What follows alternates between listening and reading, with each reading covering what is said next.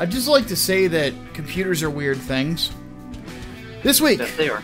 we have something to talk about that I didn't think we were going to have to talk about. Infanticide. Plus, a Democrat lets the mask slip a little bit. And apparently, Howard Schultz is a giant threat to the Democratic Party. Yeah. My name is Micah Curtis. And I'm Alex Baldwin, also known as The Hatman. Welcome back to Micah and The Hatman live on Politics.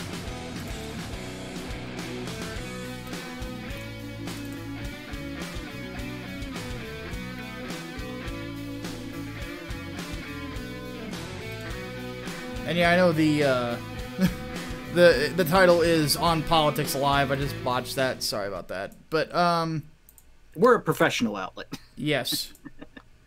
So yeah, let's go ahead and get into it. I do apologize for the late start. There was a little bit of a weird streaming snafu, but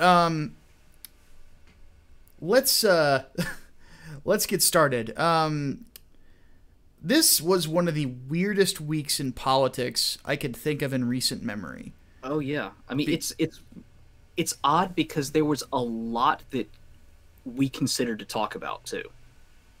There was quite a bit of news, but this I think just pissed everyone off. Yeah.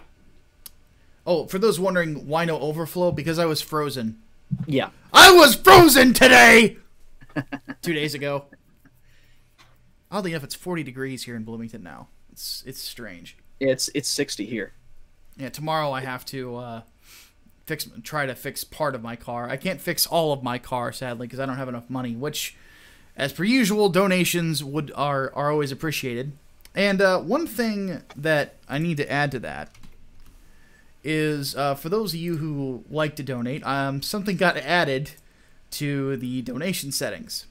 So if you click the link below in the description for the Streamlabs link, you will see not only the ability to donate, but another thing called face masks. Yeah. So I suppose I should show this. I have a very bad feeling about this. Deal with it. So anyway, the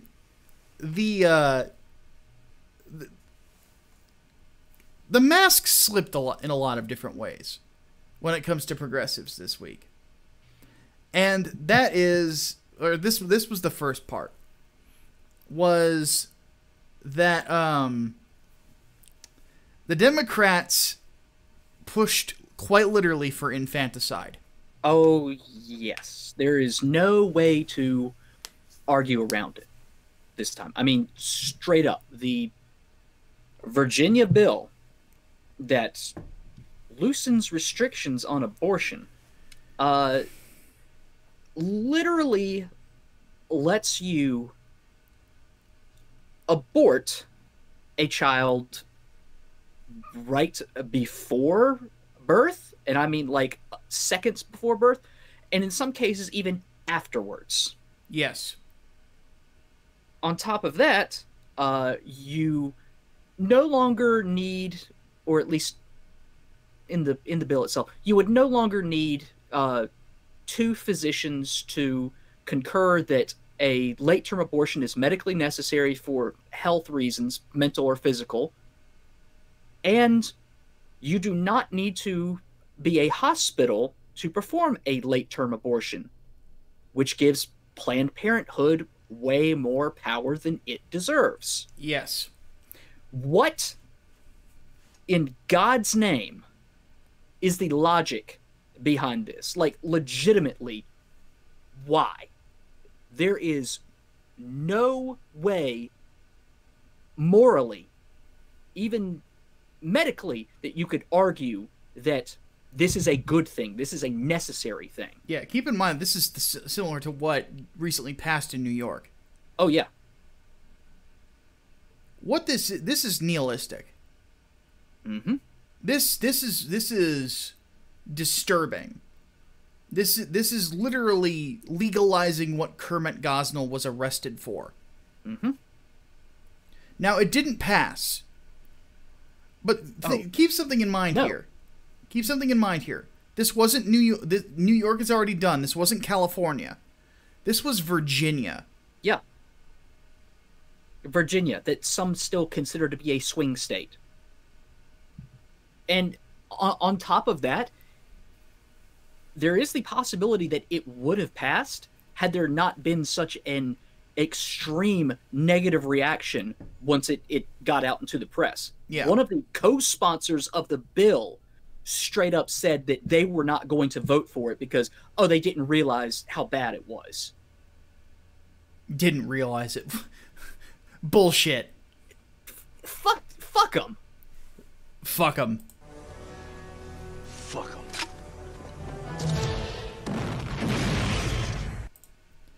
But this was shocking to me because I didn't expect to see the mask slip like this. No. I didn't think it would happen in my lifetime. Because it has long been argued by the pro-life lobby that this was the next step. Because that's what the radical feminists want, is abortion on demand. Mm-hmm. Because, let's face it, third-wave feminists do not see life, especially the life of children, as a positive. Third-wave feminism is an egocentric worldview. It is centered on self and only self. Mm-hmm. You know, it doesn't... children are bad. Men are bad. All that matters is women. That's an oversimplification, but it's hard to argue against it. It's sickening. And even legally, like, there are issues with it. Because there have been cases, and Scott Peterson's being, like, the most widely known, where if you kill a pregnant woman and she is, like, really late into her pregnancy, you get hit with a manslaughter or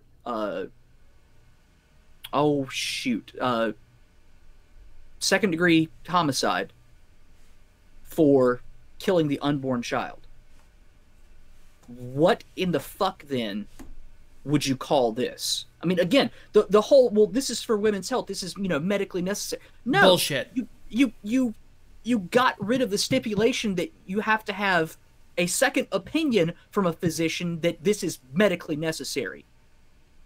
No, if it were medically necessary, you would have kept that in there. If it was medically necessary, you wouldn't allow places like Planned Parenthood to skirt around the idea that, maybe this should be provided in a hospital, a true medical setting. Yeah. There is no argument at all that this is necessary. There is definitely no argument that this is moral. Yes. This is disgusting. This is bullshit. But again, it's the mask slipping. This is eugenics. It's exactly what it is. Mm-hmm. Don't like your baby? Well, you can kill your baby. Mm-hmm. This is ridiculous. That's a life. By the way, Ghost says Planned Parenthood gives money to Democrats. Yeah, Planned Parenthood is one of the biggest lobby groups in Washington. Yes. That Democrats like to talk about how the NRA is a massive lobby group. No, Planned Parenthood dwarfs them. Yes. And they get federal funding. Yes. Which they funnel right back into Democrat candidates. Mm-hmm. Double dipping. Again, it's the mask slipping. And that's going to be a common theme over all of the topics this week. This is the mask slipping on abortion. Mm-hmm. This is what they want. They want abortion on demand. They want legalized infanticide. Which, in my opinion, delegitimizes a government. Because the purpose of government in the United States is to protect life, liberty, and property. Mm-hmm. You're not defending life at this point. You can't argue that you are. And fuck the Catholic Church, by the way, for not excommunicating Bill de Blasio. And Cuomo for letting this shit happen. Fuck them for that too. Fuck them. Fuck them too. Yes, fuck them. Fuck 'em.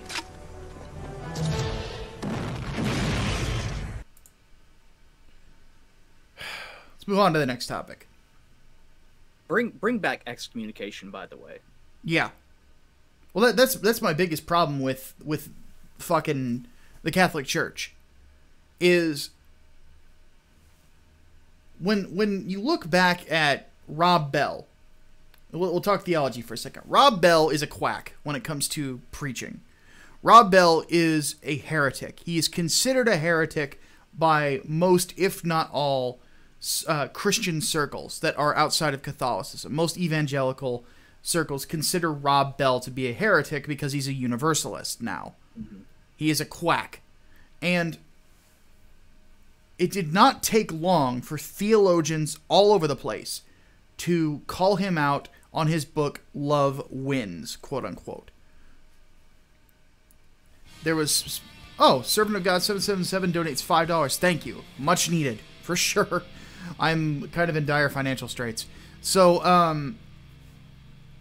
let me go ahead and read what he says here.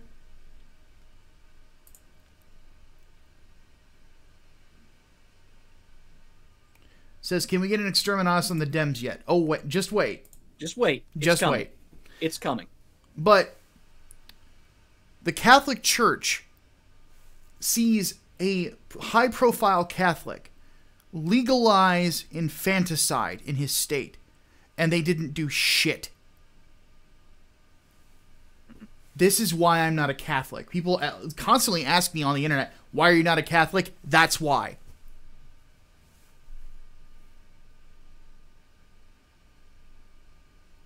All right, let's move on to the next topic. So this is another way that the mask slipped this week. It's Howard Schultz. Now, Howard Schultz is former CEO of Starbucks. Left-leaning guy, but self-made billionaire. Yeah. Keep in mind, as far as his politics goes, he was the one that had the idea of let's have a conversation about racism. Yeah. In a coffee shop. While you're trying to get your coffee, yeah. Like, he's a very left-leaning person. Yeah. But what makes it interesting, because there were other declarations over the week. Kamala Harris, Cory Booker. We called those. Yeah, that's not news. We knew it was going to happen. Once again, Micah and Hatman were right. Yeah. Like, we completely called the entire playing field. Yeah. What haven't we called at this point? We're going to be getting to something else we called in the entertainment podcast. I wrote an article about it that came out today. Micah and Hatman were right is going to have to be a shirt. Oh yeah. But we did not call this one. This one kind of caught me off guard. Was Howard Schultz. Now, Schultz came out against taking all health insurance and making it single payer headed up by the government. Came out against it. Shocked the hell out of people. Came out against Alexandria Ocasio-Cortez, the fresh face of the Democratic Party. The new Democratic Party. The Democratic Socialists. Let's yes. Call her what she is. The face of the Democratic Socialists. Yes. But Schultz came out and said that hating billionaires is un-American. Because or saying that every billionaire is a policy failure is un-American. And he's right. He is. He's right. And he put a video on Twitter that was full of truth. He told how he was the son of a poor Jewish tradesman who lost his job. He grew up in government funding housing, the projects, and then became a self-made billionaire. He is a self-made man.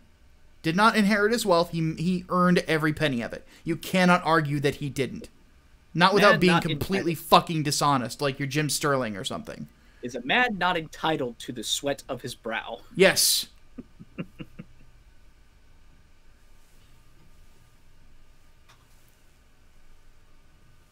Andrew Ryan. No, says the man in Washington. It belongs to the poor. No, says the man. No, says the man in the Vatican. It belongs to God. No, says the man in Russia, in the Kremlin. It belongs to everyone. I rejected these ideas. Sorry. Andrew Ryan 2020. Would you kindly? There you go. That's it. But yeah, we're blending Micah and the Hatman proper into this one a bit, but yeah, no, no golf Howard clubs, Schultz- please. please, dear God. But it's astounding too how the backlash was so swift and so powerful against Howard Schultz. I mean, you had Democratic Party leaders basically saying, "Do not run. You cannot do this to us." Like they're suddenly the gatekeepers of politics. Well, that's the thing. They know something that the Republicans don't. He's a threat. He's a threat to them. Well, he's a threat to both, but I'll get to that in a second. But we'll talk about why he's a threat to the Democrats first. It's simply because he is a moderate. Hatman and I have talked about multiple times that right now the key deciding vote throughout all the voting blocks is going to be suburban women. Moms, specifically. Moms matter when it comes to elections. If you can't appeal to moms, you're fucked. That's Donald Trump's biggest weakness because women hate him. And people won't, you will see on the internet, and no offense to like Megan Fox or other people that we've interacted with or watched the show or what have you who are women who like Donald Trump, you're in the minority, statistically speaking. Do I wish you were? Hell no. But you are. So let's deal with reality here. The fact of the matter is that he is a threat to the Democrats because there is not a single Democratic candidate that is lined up so far that appeals to Midwestern women in the suburbs. The closest is Tulsi Gabbard, but yes, the Democrats are trying to push her away. Exactly. For similar reasons to Schultz. But she would appeal to him in the same way that he does. He is a secure person. He's a sensitive man. But he believes that security exists for a reason. He believes that law enforcement exists for a reason. He believes that men should be successful. If you're the mother of boys, that's an important thing to believe in. So on and so forth. And I speak for this as the older brother of 4 sisters. And I have nephews. That's a very important thought. If you don't like men and you're talking to a mom who has sons, they're going to hate you. Why do you think that third wave feminism is not popular with mothers of boys who want their boys to be boys? Gillette's got something to say about that. And I'm not saying that women are easily manipulated. I'm saying that women have priorities. Moms have priorities. Yeah, it's like everybody has their key issues. And more often than not, your key issues can be determined by your demographic. Yeah, exactly. You know, I am a single man. I have, my concerns aren't that different than any other single man. You know, money, status, the ability to move up in the world, financial security. Like, those are my main worries, you know? So, that's where Schultz hits, and hits hard. Plus, he's going to hit with people in the middle who don't like Donald Trump or are kind of turned off by him.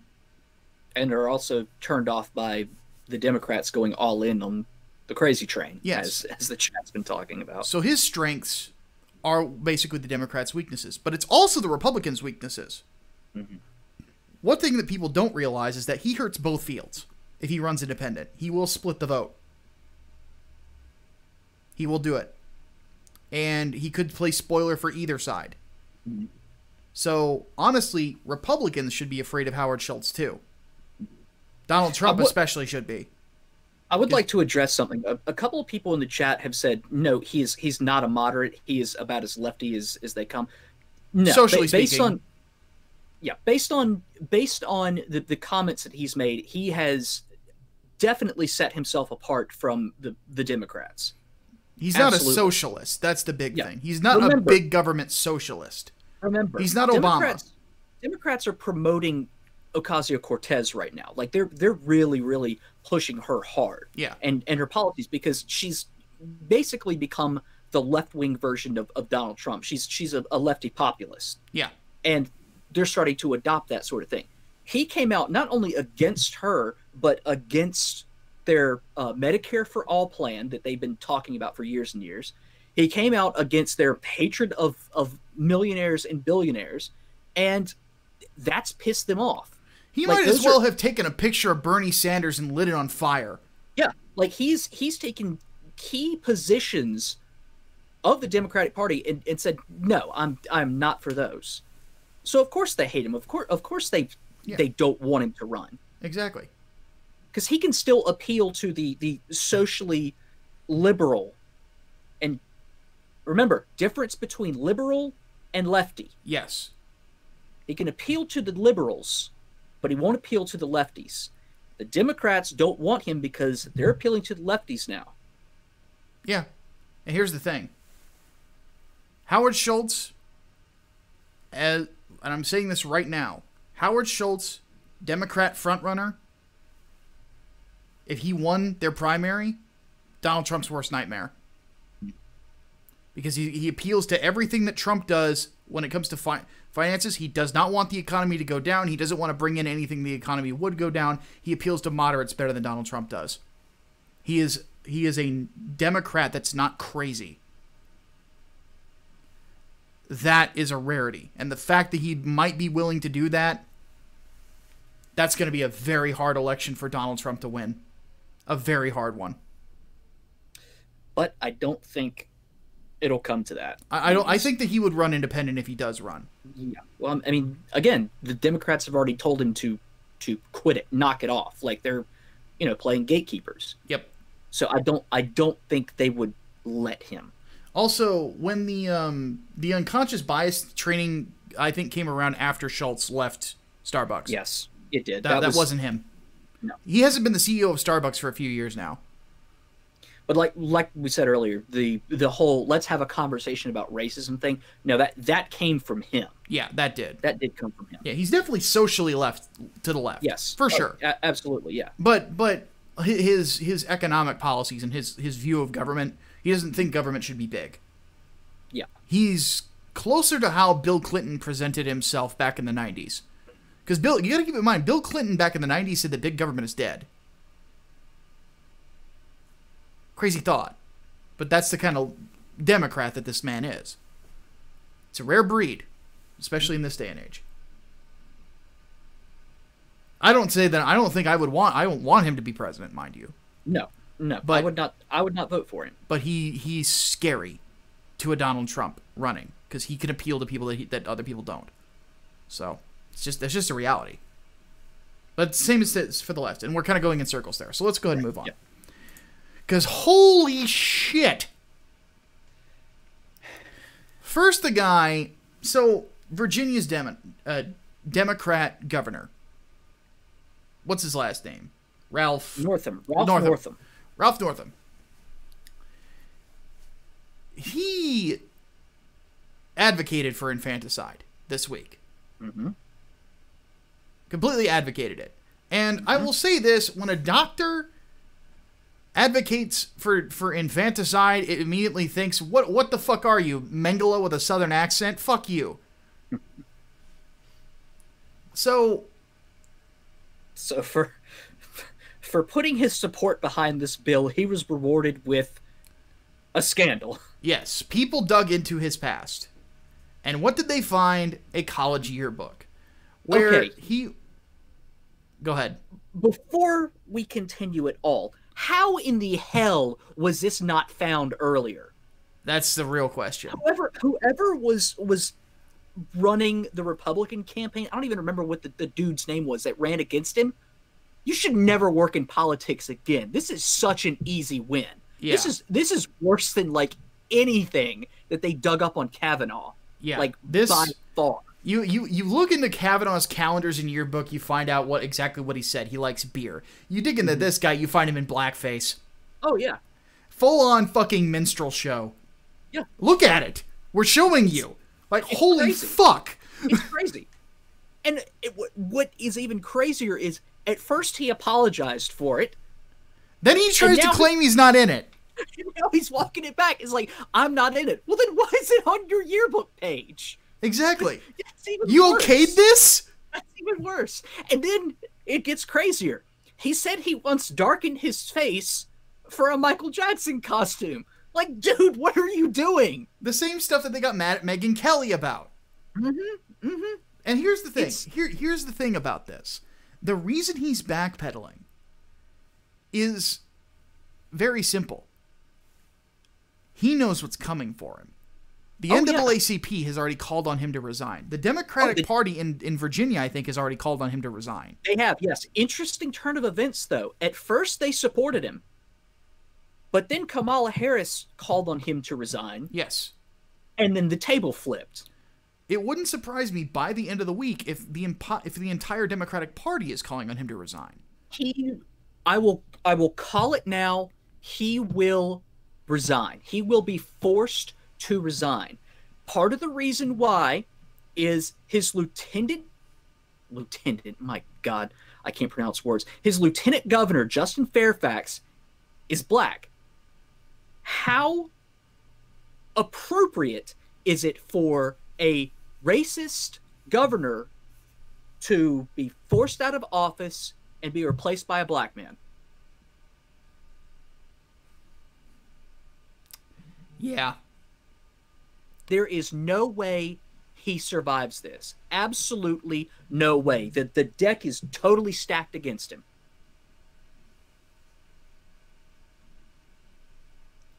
And here's the funny thing about this. You reap what you sow. Because during Charlottesville, this guy virtue signaled to high heaven about how Virginia is not a place for blah, blah, as if anybody thought that it was. Anybody sensible, rather. And he continued to call Donald Trump a racist. And yet there's that. And one of his silly statements, oddly enough, was, I don't know if I was the guy in the blackface or the guy in the Klan hood. You know, I was willing to give him the benefit of the doubt, too. Because it's only fair, just like we did for Kavanaugh. I was willing to give him the benefit of the doubt and not hold actions that you pulled 35 years ago against you. Like, and then the press conference today, and then that one video that came out of him refusing to shake a black dude's hand. Then it's like, you know what? I think at this point you are not fit to lead, because everyone is going to just hold that against you. There is no way, and your record beyond that does not help your case at all. Had he stuck to his guns early on and just said, yes, that was me, I apologize, but that's not who I am now, it probably would have been okay. Even after everyone's calls on him to resign, he probably would have been okay. But he kind of fucked the dog on this one. He kind of fucked the dog on it. Yeah, but again, the mask slips. And I think that that's something that a lot of people don't seem to understand. It's like, guys, this has always been the Democratic Party. Always. But they don't want to own up to it. That's the thing. I respect someone who owns up to their mistakes and to their bullshit more than someone who tries to backpedal. Yeah.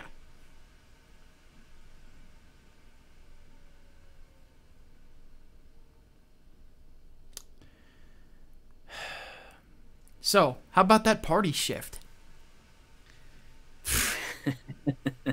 Come on. Stick this up your Mason-Dixon line, fucking jank. Jackass. Alright. Buffalo Soldier. Yeah. So, there is a button. And this one goes out to the Democratic Party for a few different reasons. Pushing infanticide, being against the American dream, being against core values of America, that you can be a nobody and make yourself into a somebody, and of course for trying to disguise blatant racist behavior such as this. Fuck you, exterminatus. Do it.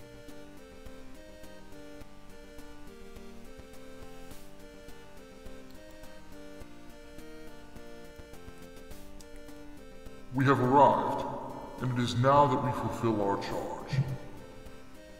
In fealty to the Lord our God, and by the grace of his throne, I declare exterminatus upon whatever scumbag we're declaring exterminatus on today.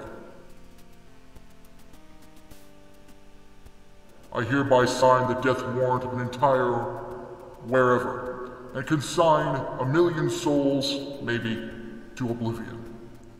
May imperial justice account in all balance. The Emperor protects. Deus vos, Deus vos, Deus vos, Deus vos. Hashtag both barrels. Which, again, for those of you who haven't, if you read my my article over at Bleeding Fool, you're going to see exactly why that's going to have to become a thing with any article I write from here on in. One of the things I regret was tweeting the preview to that and not using that hashtag. Oh, yeah. Though there were some good lines in that article, though, for sure. Oh, good God. All right, so there's a lot. Let's move on to my favorite Jew that's not Jesus, Ben Shapiro. And, of course, there's another button I have to press. Jew!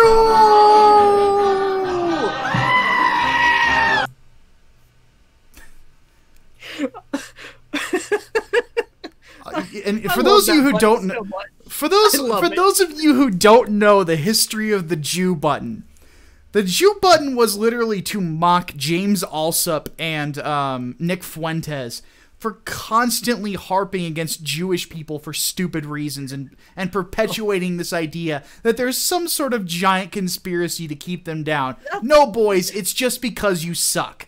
Not to mention the people that came in here, and it seems like they came in all at once asking us to talk about the Jewish question. It's like, what the fuck is this? You. Fuck off. Go away.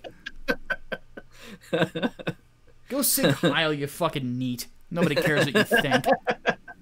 Anyway, the Young Americans for Freedom reported that administrators at Grand Canyon University, which is oftentimes referred to as the largest Christian university in the United States, are blocking Ben Shapiro from speaking on their campus.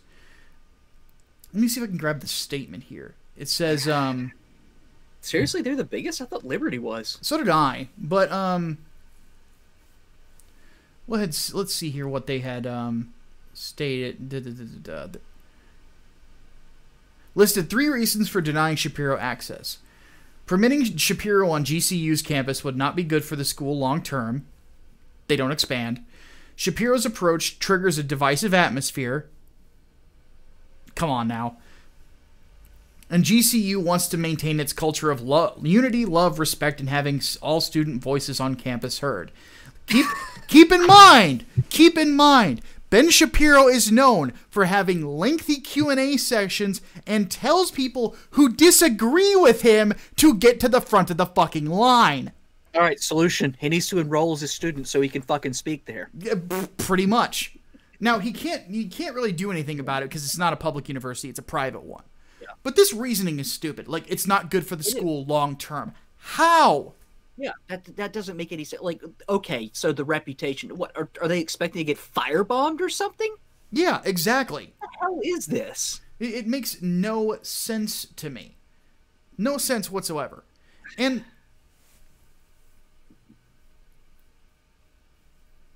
I think to myself, it's like, it's a Christian university banning one of the biggest proponents of Judeo-Christian values in America today. Mm-hmm. No fucking sense. You know what? Duke of Tumwater nailed it too. Good to see you again, by the way, in a live show at least. The old "we must suppress free speech to protect free speech" argument. Yeah, pretty much. This is silliness, absolute silliness. And the funny thing is I went to a Christian college, and I went to that school like chomping at the bit to have discussions with people with different worldviews.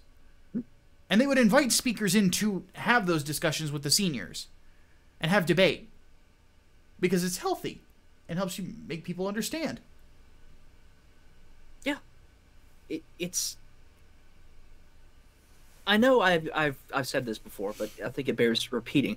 It's insanity how colleges, which have been historically considered like the public forums of the world, are just closing in and restricting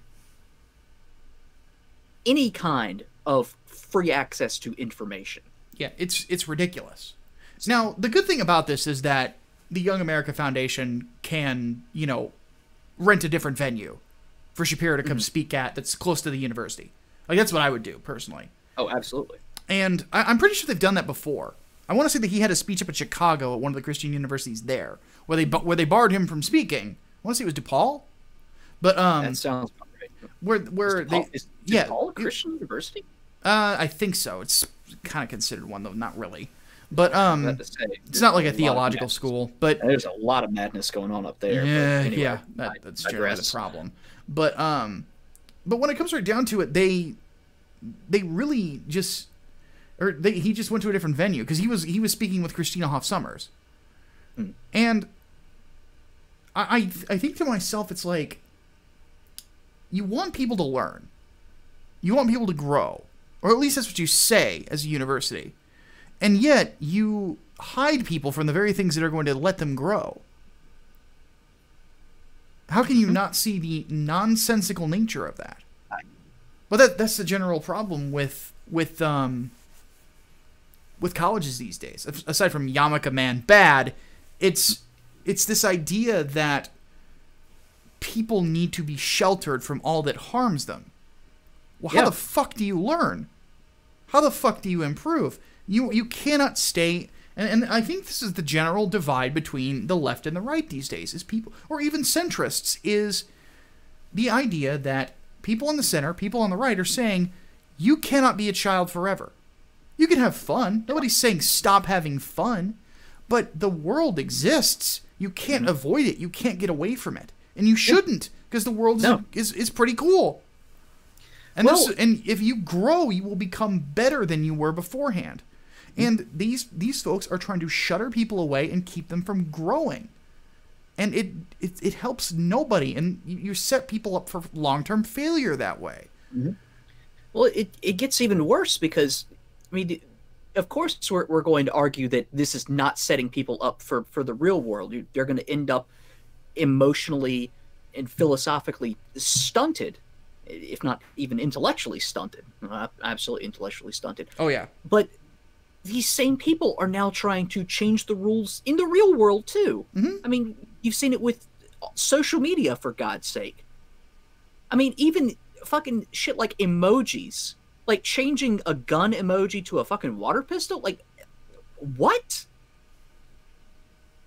It's lunacy. It's absolute lunacy. Yes, and for a university, you have to keep something in mind. It's like, this guy's a Harvard law graduate. Yeah, that's the best of the best.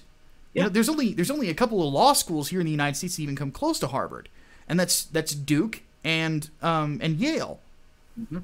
Like this is a guy who has an education that's comparable to senators that we have and former presidents. Mm-hmm. Not to mention, he consistently verbally spars with other very educated individuals. Mm-hmm. He's clearly a sharp man. Yeah, and he's only my age. He's only 33, 34.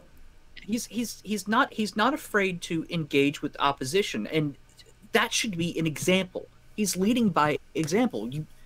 That should not be a point of fear for people. No. Yes, you have to confront other ideas so you can temper your own or come to understand that maybe you were wrong. And that seems to be a hallmark of the left. Never wanting to admit that you were wrong. Yeah, basically.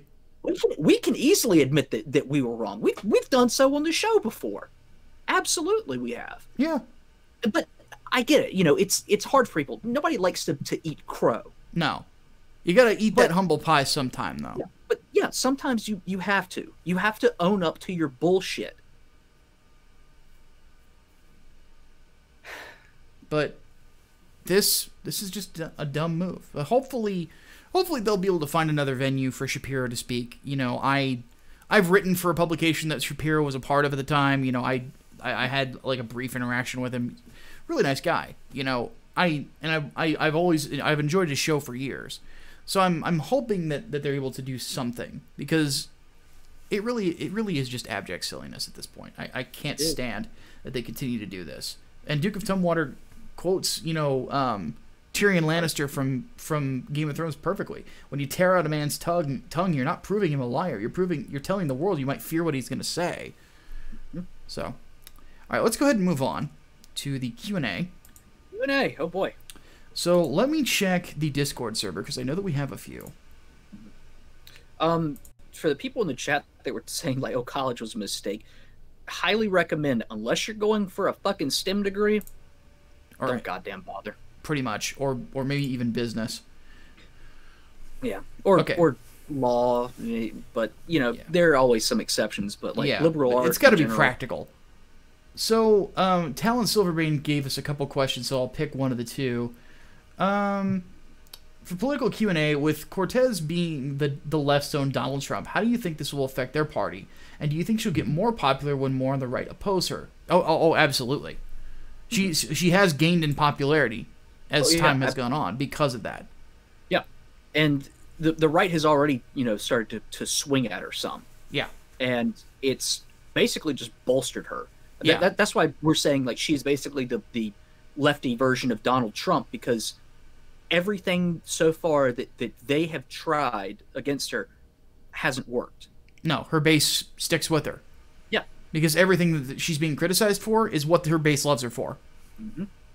You know, it's sort of like saying that Donald Trump's a loudmouth. Well, yeah, that's part of why people like him.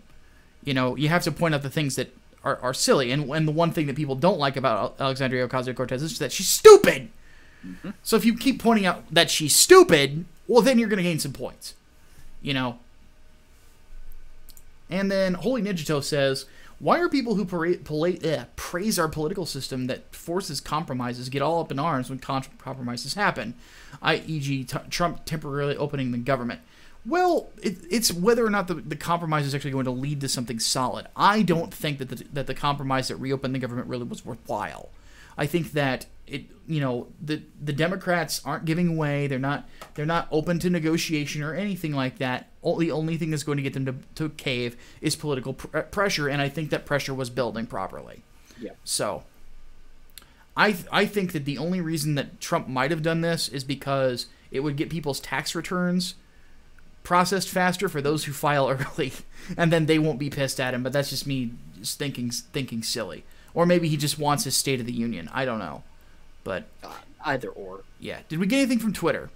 Nope, nothing new on Twitter, surprisingly enough. But we do have one from email, you said. That was entertainment questions. So okay, fair enough. The next one. So, let's see what we got from the chat room today. And then, of course, just to remind you guys, if you do donate, whether you're going to do just normal donation, face mask donation, or what have you, your questions do get priority.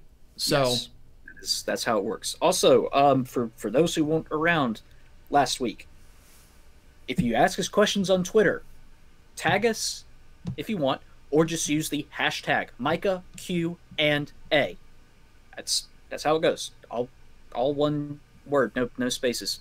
That's not even all one word. Anyway, if for some reason you are worried about your questions not being seen there, you can email me, alex@hatman.net. It'll come direct in. I will read it off of my phone if I have to. There you go. So it's all good. All right. So let's have a look here.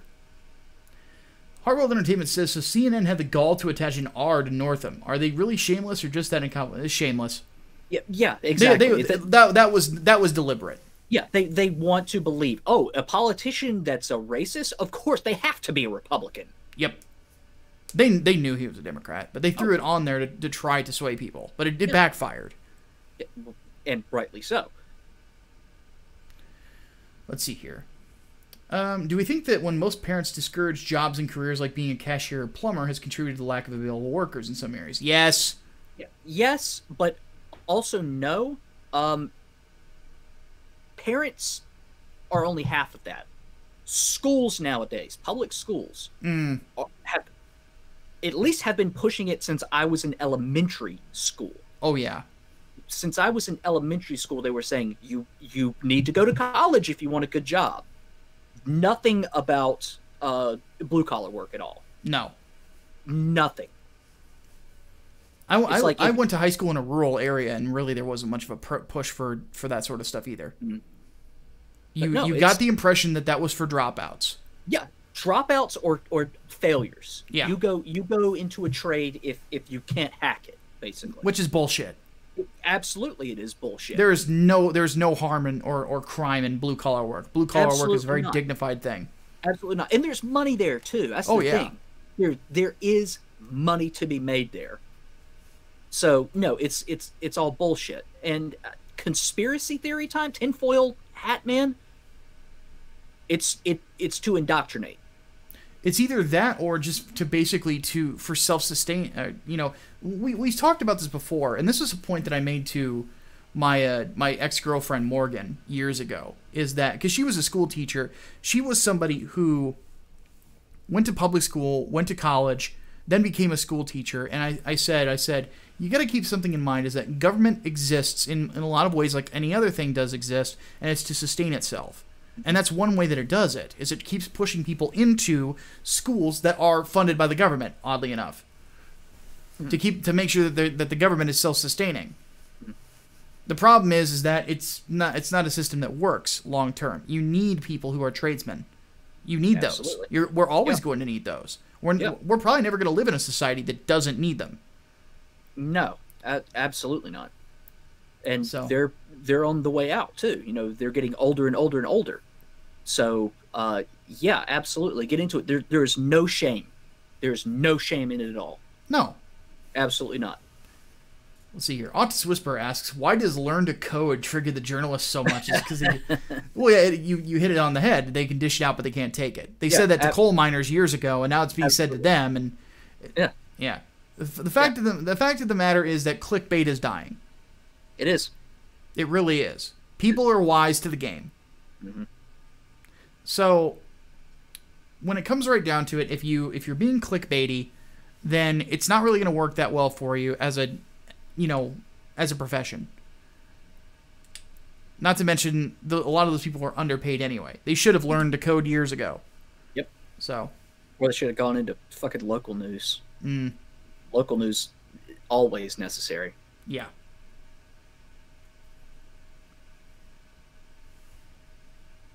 All right, let's see. Here's one from Koopa's Revenge Home. 2 things. 1, we Catholics wanted Cuomo excommunicated, but it's not up to us, it's up to Pope Francis. Well, that's why we said the Catholic Church needs to. Yeah. So, yeah. 2, should we crusade against Scientologists and retake Clearwater? Deus Vult. I'll think about it. I am always down for a crusade against Scientologists. But yeah, the big thing with storm the hole. But right now, that's my big problem with the Catholic Church, is that it's led by a pansy. The man has no balls. It's true. This man has no dick.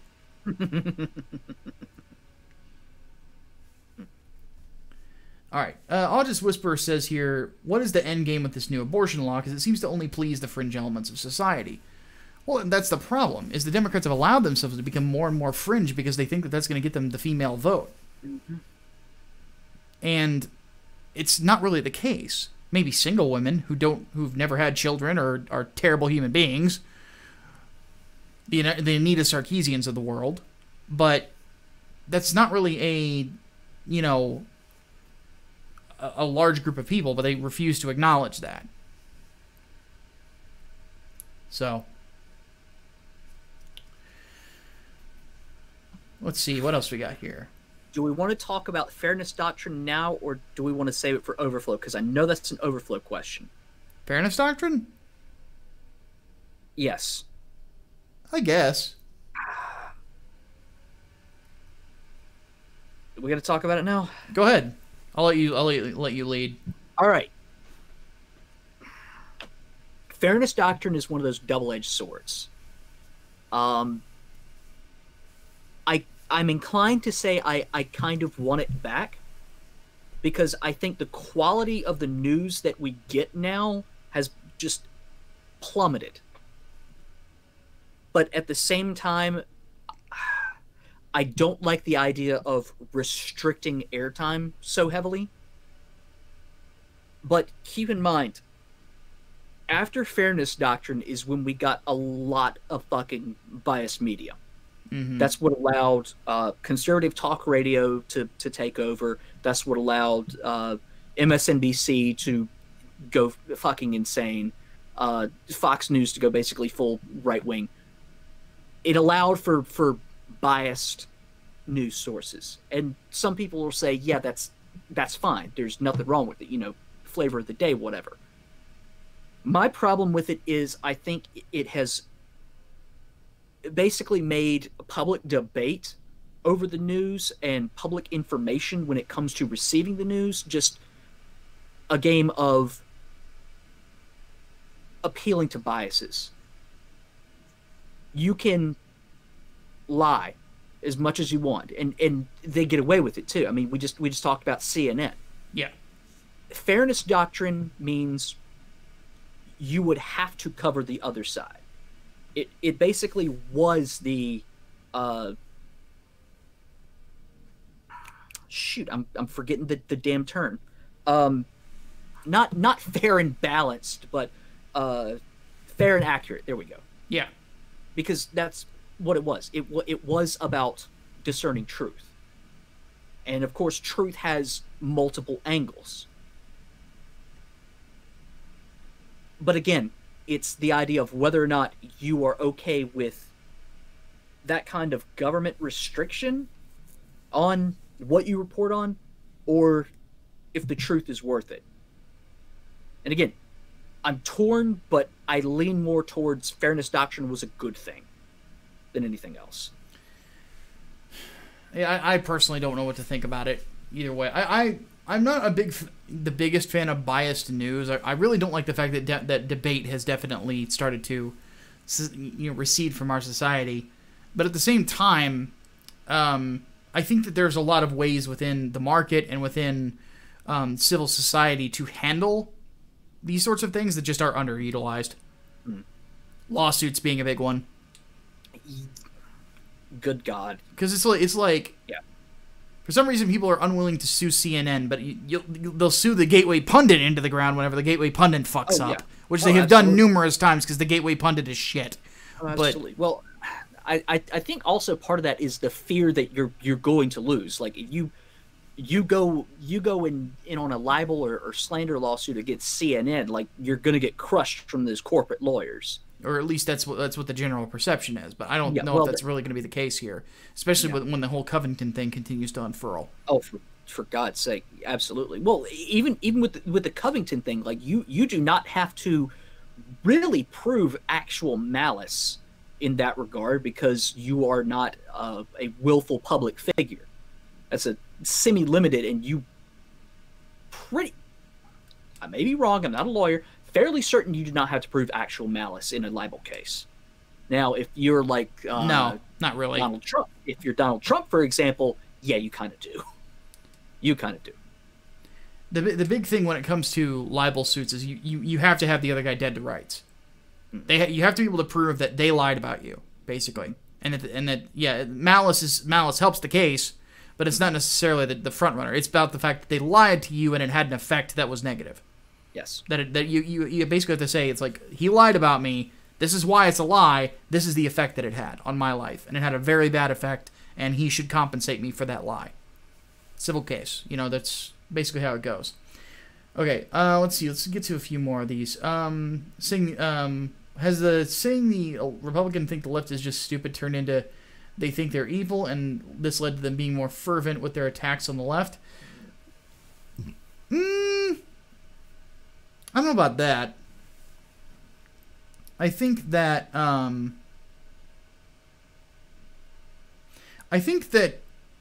it's more so there is a general willingness on the left to move into sort of a moral relativism about things. where it's not about the truth anymore, it's your truth.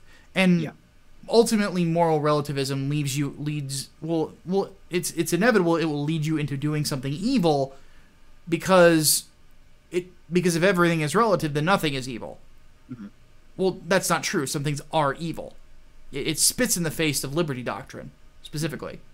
Locke and other conservative writers who, are the bedrock of my nation's foundation, or, philosophical foundations. So, you can't believe in life, liberty, and property if all morals are relative. You can't believe in the sovereignty of a human being if everything is relative. Because if everything's relative, then it doesn't matter if you put two in their head. So, yeah, moralizing politics was a fucking mistake. Republicans should not have done it in the 90s because it allowed the Democrats to do it in the 2000s and the 2010s. All right, let's do, for the last 4 minutes, let's get a half entertainment, half podcast or politics question in here. Who would we vote for president? Bruce Wayne or Tony Stark? Bruce Wayne, easy. I don't know on that one, but let's talk about how this would go. I think it's pretty safe to say Bruce Wayne's the Republican, Tony Stark is the Democrat. Oh, absolutely. Because Tony is a limousine liberal. A lot of people don't know this because they don't actually read the fucking comics. The MCU version of Tony is very accurate to the comic books. Tony, for a long time, has been a limousine liberal. For a long fucking time. The only person who really put emphasis on it more so than others and actually declared his political party was Warren Ellis. But in one of the movies, Tony says, point blank to another character, I don't care about the liberal agenda anymore. He is a liberal.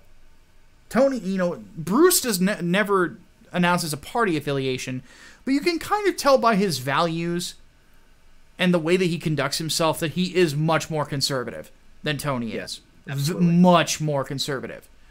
Very hawkish in a lot of ways.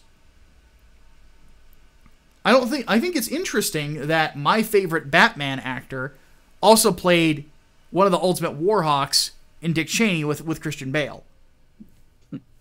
I think that's interesting. But Bruce Wayne, very tough on crime. Not big on guns personally, but he's never gone on a tirade that guns should not exist. He will never use them. But you look at Tony Stark, not against big government. No. Especially look at the film Civil War and the story Civil War. Yeah. He was all for big government. Supported the Superhuman Registration Act. Yeah. And he never voiced anything against the Mutant Registration Act back in the day. Nope. Which I always found really interesting. I thought that it made sense for him to be the one that was so big government. And remember, it only took Captain America's death for him to admit that he was wrong. Exactly. He had to lose a friend. He went basically full villain because he believed that he was right on that one. Yeah. So that's a major reason why I could not support a President Tony Stark. Yeah, I couldn't Definitely. either. And I don't know if I could with a Bruce Wayne either. Keep in mind a Brother Eye. Create a surveillance state. And he does the same thing in Kingdom Come. That is true. So the only answer is President Steve Rogers. Yeah. Well, unless he's being written by Ta-Nehisi Coates. Speaking of which, get to that on the next podcast. Yes, so stick around. We will be talking about Ta-Nehisi Coates fucking up Captain America. We've got some pretty good picks of the week. Hatman's got Groundhog Day. I finally watched The Sopranos, which is why I'm going to stay in my suit. Plus, we'll be talking about a assault on a star of the show Empire that certainly had some fuzziness to it, and the sales of one Resident Evil 2 remake. So stick around. Also, real quick before we take off, I want to thank a Servant of God 777 for donating $5. And remember, guys, if you want to support the show, any support would be very much helpful. I do have a announcement about Patreon stuff for the next podcast afterwards on how some things will be changing. Plus, I will say right now, we will be opening a subscribe star as well for those of you who stopped being patrons, which many people did recently, because of the screwy crap with Patreon. Yeah. So, because I took quite a hit on the wallet on that one for sure, and I kind of need my wallet to not be taking hits. Subscribe star is finally back up. So yes. So, stick around. We will be back. Give us about 15 minutes to get the next podcast ready. But until then, my name is Micah Curtis. I'm Alex Baldwin, also known as The Hatman. We'll see you very soon. Deus Volt. Deus Volt.